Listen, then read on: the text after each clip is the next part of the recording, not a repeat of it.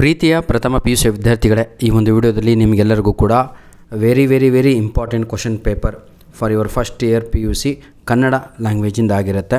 ಯಾರಿಗೆಲ್ಲ ಕನ್ನಡ ಎಕ್ಸಾಮ್ ಆಗಿಲ್ವೋ ಈ ಒಂದು ಕ್ವಶನ್ ಪೇಪರನ್ನು ತಾವುಗಳು ರೆಫರ್ ಮಾಡಬಹುದಾಗಿದೆ. ಬನ್ನಿ sir, first year PUC annual exam Kannada question ಪೇಪರನ್ನು ಇಲ್ಲಿ ಕೀ ಆನ್ಸರ್ ಜೊತೆ ನಾವು ನೋಡ್ತಾ ಹೋಗೋಣ. ಯಾರೆಲ್ಲ ಈ ಒಂದು ಎಕ್ಸಾಮ್ ಬರೆದಿದ್ರೋ ತಾವುಗಳು ಅದನ್ನು ಚೆಕ್ ಮಾಡಿಕೊಳ್ಳಬಹುದಾಗಿದೆ. ಬನ್ನಿ, ಮೊದಲನೆಯ ಪ್ರಶ್ನೆ, ಮಗುವು ಇದರ ಹಾಗೆ ಬಾಗಬೇಕು ಅಂತ ಇದೆ. ಸರಿಯಾದ ಉತ್ತರ ಬಾಳೆಹಣ್ಣು ಅಂತ. ಎರಡನೆಯ ಪ್ರಶ್ನೆ, ಯಜ್ಞದಗ್ನಿಗೆ ಬಲಿಯಾದ ಮರಗಳು ಡ್ಯಾಶ್ ಅಂತ ಇದೆ. ಶ್ರೀಗಂಧದ ಮರಗಳು ಅನ್ನುವಂಥದ್ದು ಸರಿಯಾದ ಉತ್ತರ. ಕ್ವಶನ್ ನಂಬರ್ 3, ಮಗು ಇಲ್ಲಿ ತಪ್ಪು ಉತ್ತರವನ್ನು ರೌಂಡ್ ಆಫ್ ಹಾಕಿದೆ. ಆಯಿತಾ, ಸರಿಯಾದ ಉತ್ತರವನ್ನು ಕೊಡ್ತೀನಿ. ಅಮ್ಮಿ ಯಾವುದನ್ನು ಕಡಿದು ಹಾಕಲೆಂದು ಕತ್ತರಿ ಹಿಡಿದಿದ್ದಾಳೆ ಅಂತ ಇದೆ. ಅದು ಲೋಕವಿಹಾರ ಅನ್ನುವಂಥದ್ದು ಸರಿಯಾದ ಉತ್ತರ ಆಗಿರುತ್ತೆ. ಈ ಒಂದು ಮಗು ತಪ್ಪು ಉತ್ತರವನ್ನು ಇಲ್ಲಿ ಬರೆದಿರುವಂಥದ್ದು. ಕ್ವಶನ್ ನಂಬರ್ 4, ತನ್ನನ್ನು ಕ್ಷಮಿಸುವಂತೆ ಕವಿ ಇವರನ್ನು ಕೇಳುತ್ತಾನೆ. ಅದಕ್ಕೆ ಸರಿಯಾದ ಉತ್ತರ ದೇವರು ಅಂತ. 5ನೆಯ ಪ್ರಶ್ನೆ, ಜಗಪ್ರಳಯ ಯಾವಾಗ ಸಂಭವಿಸುತ್ತದೆ? ಸರಿಯಾದ ಉತ್ತರ ಪಾಪದ ಕೊಡ ತುಂಬಿದಾಗ ಈ ಜಗಪ್ರಳಯ ಸಂಭವಿಸುತ್ತದೆ. 6ನೆಯ ಪ್ರಶ್ನೆ, ಪ್ರೀತಿಯ ವಿದ್ಯಾರ್ಥಿಗಳೇ, ವೈದ್ಯಾಧಿಕಾರಿ ಇಲ್ಲಿಯವರೆಗೆ ಯಾವ ರೀತಿಯ ನ್ಯಾಯವನ್ನು ಕಂಡಿರಲಿಲ್ಲ? ಸರಿಯಾದ ಉತ್ತರ ಕಾಕತಾಳ ನ್ಯಾಯ. ಆಯಿತಾ. 7ನೆಯ ಪ್ರಶ್ನೆ, ಡಾಕ್ಟರ್ CH ಲಕ್ಷ್ಮಣಯ್ಯನವರು ತಮ್ಮ ಪತ್ನಿಯ ಬಳಿ ಹೇಳಿಕೊಂಡ ಕೊನೆಯ ಆಸೆ ಯಾವುದು? ಇದು ಎ ಆಪ್ಷನ್ ಸರಿಯಾದ ಉತ್ತರ. ಅಂತ್ಯ ಸಂಸ್ಕಾರಕ್ಕೆ ಮೊದಲು ನನ್ನ ದೇಹದ ಮೇಲೆ ಒಂದು ಮುಷ್ಟಿ ರಾಗಿ ಸುರಿಯಿರಿ ಎಂದು ಕೇಳಿಕೊಂಡಿದ್ದರು. 8ನೆಯ ಪ್ರಶ್ನೆ, ಬೋಳೆಶಂಕರನ ಊರು ಯಾವುದು? ಸರಿಯಾದ ಉತ್ತರ ಶಿವಾಪುರ ಅನ್ನುವಂಥದ್ದು ಸರಿಯಾದ ಉತ್ತರ ಆಪ್ಷನ್ ಬಿ ಆಗಿರುತ್ತೆ. 9ನೆಯ ಪ್ರಶ್ನೆ, ರಾಜಕುಮಾರನಿಗೆ ಬಂದ ರೋಗವಿದು ಯಾವುದು? ಅಂದರೆ ಹೊಟ್ಟೆ ನೋವು ಅನ್ನುವಂಥದ್ದು ಸರಿಯಾದ ಉತ್ತರ. ಕ್ವಶನ್ ನಂಬರ್ 10, ಕತ್ತಲೆಯ ನಿಜ ಜನಕ ಈತ, ಅದು ಸೈತಾನ ಅನ್ನುವಂಥದ್ದು ಸರಿಯಾದ ಉತ್ತರ ಆಗಿರುತ್ತೆ. ಕ್ವಶನ್ ನಂಬರು ಸೆಕೆಂಡ್ ಮೇನ್ ಕ್ವಶನಿಗೆ ನೋಡೋಣ. ಬಿಟ್ಟ ಸ್ಥಳಗಳಿಗೆ ಆವರಣದಲ್ಲಿರುವ ಕೊಟ್ಟಿರುವ ಉತ್ತರಗಳನ್ನು ಸೂಕ್ತವಾದುದನ್ನು ಆರಿಸಿ ಬರೆಯಿರಿ. ಪ್ರೀತಿಯ ವಿದ್ಯಾರ್ಥಿಗಳೇ, ಕನ್ನಡ ಎಕ್ಸಾಮ್ ಆಗಿದ್ದರೆ ದಯವಿಟ್ಟು ಇಂಗ್ಲೀಷ್ ಎಕ್ಸಾಮ್ಗೆ ಪ್ರಿಪ್ರೇಷನ್ ಮಾಡಿಕೊಳ್ಳಿ. ನಾನು ಅಪ್ಲೋಡ್ ಮಾಡಿರುವಂಥ ಎಲ್ಲ ಕ್ವಶನ್ಸ್ಗಳು ನಿಮ್ಮ ಆ್ಯನ್ಯುವಲ್ ಎಕ್ಸಾಮಿಗೆ ಬರ್ತಾಯಿವೆ. ದಯವಿಟ್ಟು ಇಂಗ್ಲೀಷ್ ವಿಡಿಯೋಸ್ಗಳನ್ನು ಮಿಸ್ ಮಾಡ್ಕೋಬೇಡಿ. ಕ್ವಶನ್ ನಂಬರ್ 11, ಶಾಸ್ತ್ರಿ ಮಾಸ್ತರು ಮನೆಯ ಮುಂದೆ ಡ್ಯಾಶ್ ಎಂದು ಬೋರ್ಡು ಹಾಕಿದರು. ಸರಿಯಾದ ಉತ್ತರ ಅನಾಥ ಬಾಲಕಾಶ್ರಮ ಎಂದು ಹಾಕಿದರು. ಬಡವರ ವಕೀಲರೆಂದು ಪ್ರಸಿದ್ಧರಾದವರು ಡ್ಯಾಶ್ ಅಂತ ಇದೆ. ಅದಕ್ಕೆ ಸರಿಯಾದ ಉತ್ತರ ರಂಗರಾವ್. ಆಯಿತಾ, ಕೂದ್ಮಲ್ ರಂಗರಾವ್ ಅನ್ನುವಂಥದ್ದು ಸರಿಯಾದ ಉತ್ತರ. ಕ್ವಶನ್ ನಂಬರ್ 13, ಭರತನ ತಂದೆಯ ಹೆಸರು ಏನು? ಸರಿಯಾದ ಉತ್ತರ ದುಷ್ಯಂತ ಅನ್ನುವಂಥದ್ದು ಸರಿಯಾದ ಉತ್ತರ ಆಗಿರುತ್ತೆ. ಕ್ವಶನ್ ನಂಬರ್ 14, ಬ್ರಿಟಿಷ್ ಸರ್ಕಾರಕ್ಕೆ ತೆರಿಗೆ ಕಟ್ಟಬಾರದೆಂದು ಡ್ಯಾಶ್ ಹೇಳಿದರು? ಗಾಂಧೀಜಿಯವರು ಹೇಳಿದರು. 15ನೆಯ ಪ್ರಶ್ನೆ, ಹುಲಿ ಕಾಡಿನಲ್ಲಿ ಡ್ಯಾಶ್ನಿಗೆ ಎದುರಾಗಿ ಬಂದಿತು? ಏನಪ್ಪ ಇದಕ್ಕೆ ಉತ್ತರ? ನಾಪಿತ ಅನ್ನುವಂಥದ್ದು ಸರಿಯಾದ ಉತ್ತರ ಆಗಿರುತ್ತೆ. ಹೊಂದಿಸಿ ಬರೆಯಿರಿಯನ್ನು ನೋಡ್ತಾ ಹೋಗೋಣ. ಈಗ ಬನ್ನಿ, ಮಗು ಮತ್ತು ಹಣ್ಣುಗಳು ಅನ್ನುವುದಕ್ಕೆ ಸರಿಯಾದ ಉತ್ತರ ಮಳೆ ಬಿದ್ದ ನೆಲದಲ್ಲಿ ಅನ್ನುವಂಥದ್ದು ಸರಿಯಾದ ಉತ್ತರ ಆಗಿರುತ್ತೆ.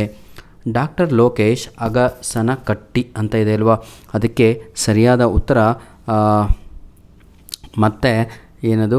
ಮತ್ತೆ ಸೂರ್ಯ ಬರುತ್ತಾನೆ ಅಂತ ಇದೆ ಅಲ್ವಾ? ಅದು ಸರಿಯಾದ ಉತ್ತರ ಆಗಿರುತ್ತೆ. ಸುನಾಮಿ ಹಾಡು ಅಂತ ಇದೆ. ಅದಕ್ಕೆ ಸರಿಯಾದ ಉತ್ತರ ಸುನಾಮಿ ಹಾಡು. ಆಯಿತಾ. ಡಾಕ್ಟರ್ HL ಪುಷ್ಪ ಅಂತ ಇದೆ ಅಲ್ವಾ? ಅದು ಸರಿಯಾದ ಉತ್ತರ. ಹೊಲಿಗೆ ಯಂತ್ರದ ಅಮ್ಮಿ ಅಂತ ಇದೆ ಅಲ್ವಾ? ಅದು ಸರಿಯಾದ ಉತ್ತರ.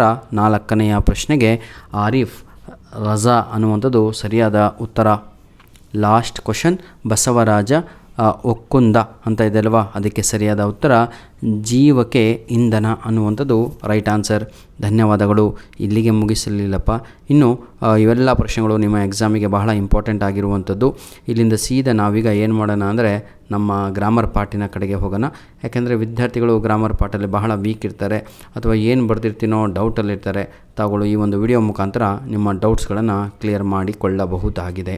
ಹೌದಲ್ವಾ? ಯಾವ ಮೇನ್ ಕ್ವಶನ್ ಅದು? ಅ ಇ ಈ ಊ ಅ ಈ ಬಂತು, ಊನಲ್ಲೂ ಬಂತು.